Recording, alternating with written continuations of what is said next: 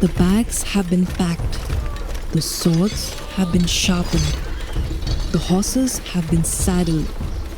The group of 41 was almost ready to set out. 40 men and 1 woman. That woman's name was Mai Bhago, and today she's in charge. She's rallied the men gathered here together. Now it was time for her to lead them into battle. She waved to the soldiers as they mounted their horses, getting ready to ride. As she settled into her own saddle, she turned her spear in her hand, almost without thinking about it. She's carried it for so long now, it's almost a part of her. A winter wind blew through the air. Luckily, Mai Bhago didn't have to worry about her long hair blowing in her eyes. She kept it bound up inside a keski or small turban, just like the men's. She and her group were proud Sikhs, followers of the teachings of the Guru, teachings of equality, justice, and community. The word Sikh means disciple or student. The principles of Sikhism have guided Mai Bhago throughout her life, and they were guiding her in this important moment too. Their Guru and their way of life were under attack. But Mai Bhago wouldn't go down without a fight. Mai Bhago assessed her 40 men on horseback. They were attentive, waiting for her signal. With a squeeze of her legs, she urged her horse into a gallop. As the 41 riders picked up speed, Mai Bhago let loose a jakara, a mighty battle cry. They were racing towards an uncertain fate, but it was one she was sure they had to face. Little did Mai Bhago know that this ride would echo down through the ages.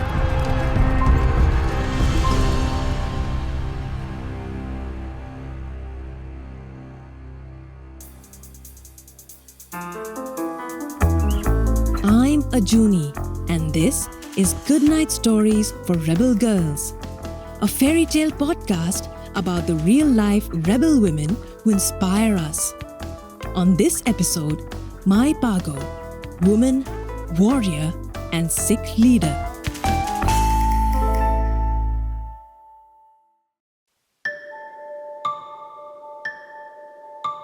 Mai Bhago didn't start out life as a warrior, but it had seemed like the path she was destined for.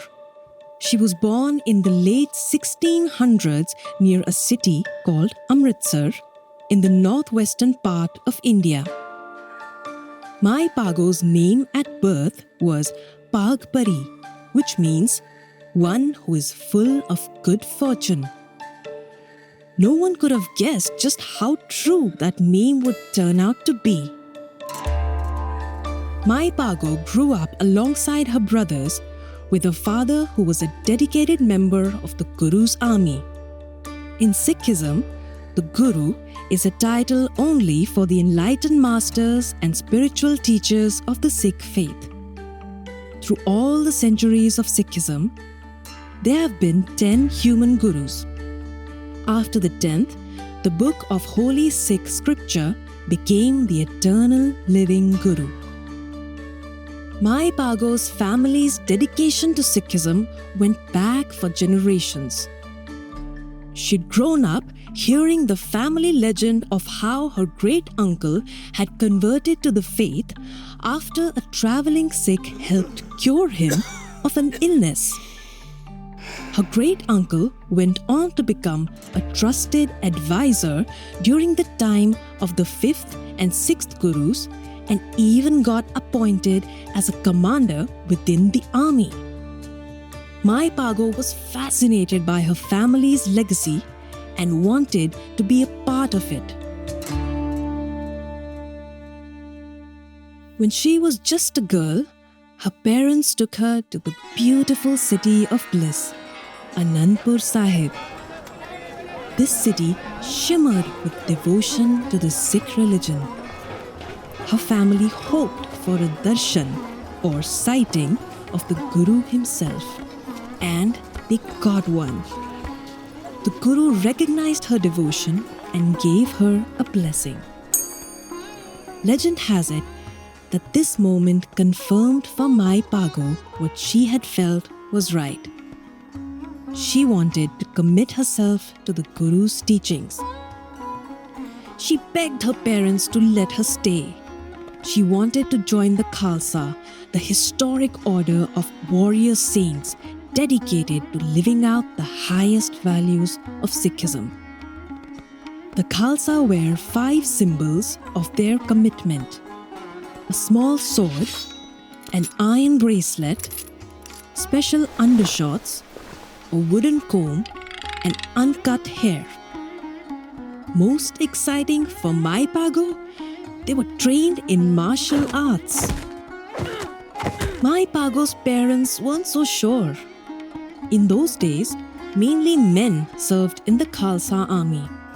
Her parents insisted she return home. But as a compromise, her father agreed to teach her the tools of the trade that he had learned in the Sikh army: horseback riding, archery, and spear throwing. Spear throwing was her favorite.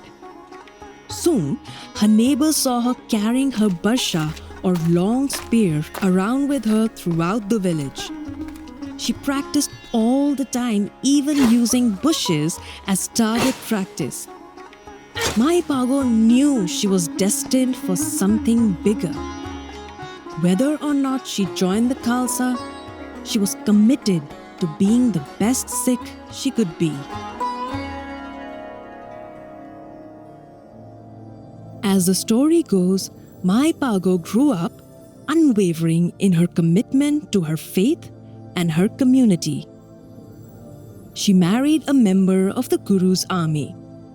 The two moved to his nearby village with the hopes of starting a life together, until rising tensions in the country made that impossible.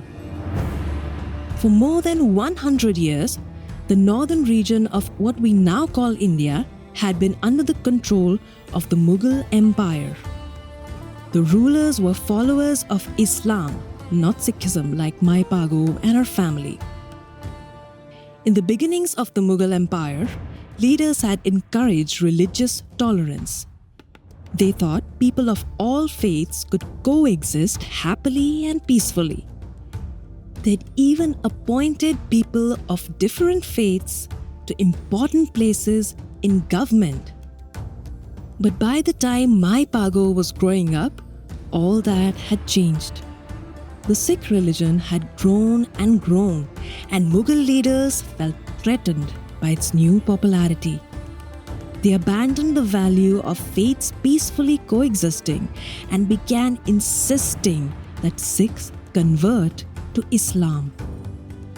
When the 5th Guru refused to convert, the Mughal emperor had him executed. So began a tumultuous relationship between Sikhs and the Mughal Empire. Mai Bhago felt this tense dynamic between her religion and the rulers of the land all her life. Mai Bhago's father and other close relatives had fought in the Guru's army against the Mughal Empire's mistreatment. She grew up listening to stories of their courage and imagined what she would do if she needed to fight. Not long after she was married, Mughal military forces laid siege to the city she had visited before, Anandpur Sahib, the home of the Guru. The Mughal soldiers had camped outside the city walls and wouldn't let anyone in or out, not even critical supplies or food.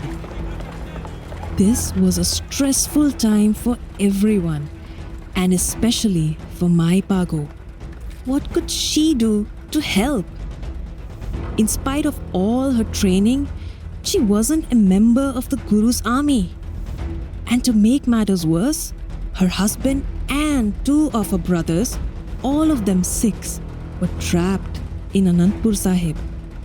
They couldn't get out, and she could not get in to help them.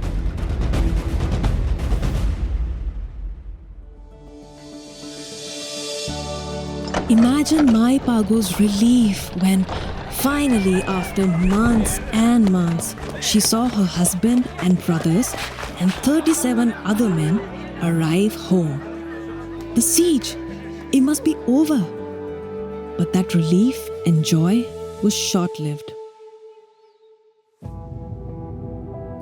She soon learned that the siege had not ended at all.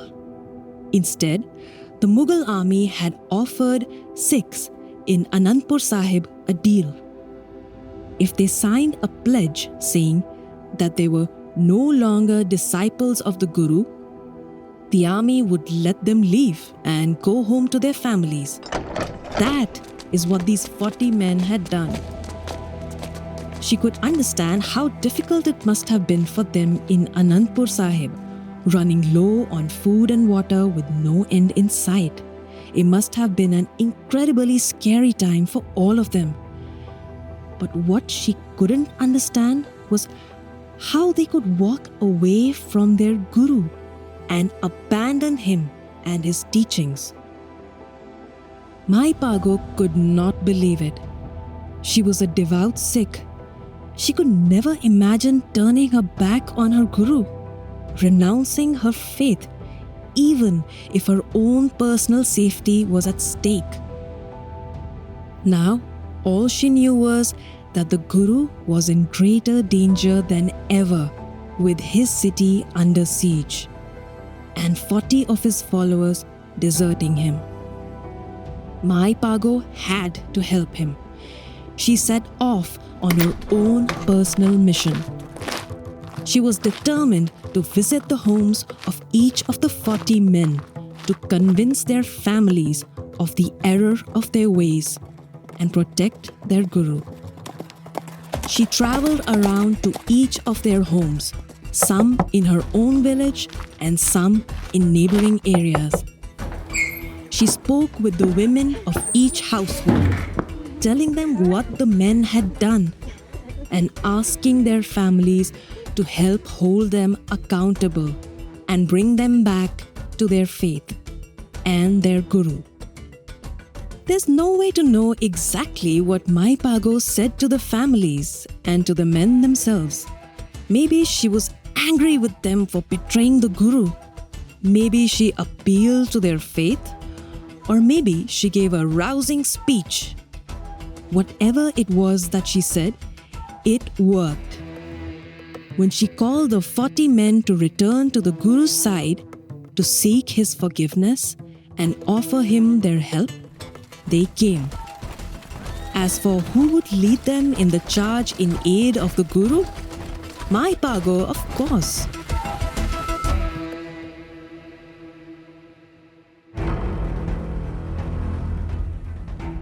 When she was a small child, Mai Bhago dreamt of serving the Guru and being a part of the Khalsa army. Now, she led the charge. She was armed with the weapon of the Khalsa, a small sword called a kirpan, with her hair wrapped in a turban, just like the men were.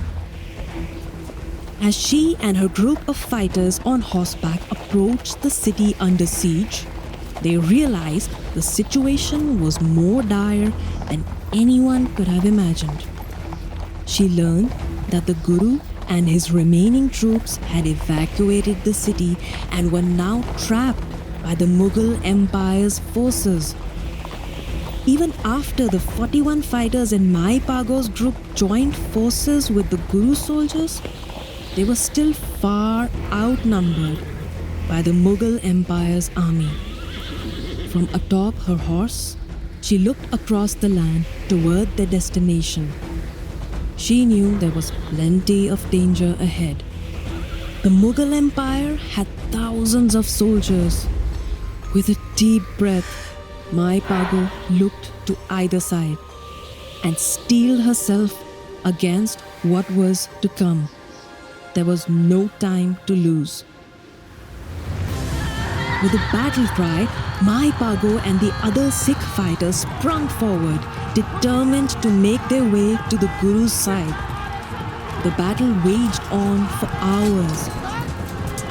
Somehow, against all odds, the tide turned in Mai Bhago's favor. At the end of it all, when the last of the enemy soldiers had given up, Mai Bhago and the Guru were the only Sikh survivors. None of the 40 men she had come with had made it through the battle, including her husband and 2 of her brothers. But through their final sacrifice, they gained the Guru's forgiveness and admiration. The Guru ripped up the document each man had signed, renouncing their faith, and named them the 40 Mukte, or 40 liberated ones. As a sign of his respect towards Mai Bhago, the Guru gave her a blessing and took her into his care.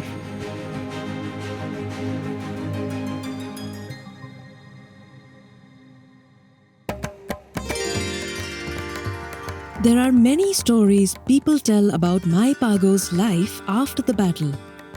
Some say she went on to become the Guru's own personal bodyguard. Others say she devoted herself to meditation and lived a long, long life. However she lived out her days, it's clear that Mai Bhago's legacy is one that has stood the test of time. She lived more than 300 years ago, but people all around the world still know her name. Today, the house where she lived after the battle has been preserved as a sacred place for meditation and reflection. The Punjab government even has a school just for women trainees, exactly what Mai Bhago always wanted. And they decided to call it the Mai Bhago Armed Forces Preparatory Institute for Girls. The name Mai Bhago inspires women to stand for integrity, dedication, and loyalty. Mai Bhago was not afraid to fight for what she believed in, no matter what people expected of her. If you are true to yourself, true to what you believe is right, what kind of impact could you make?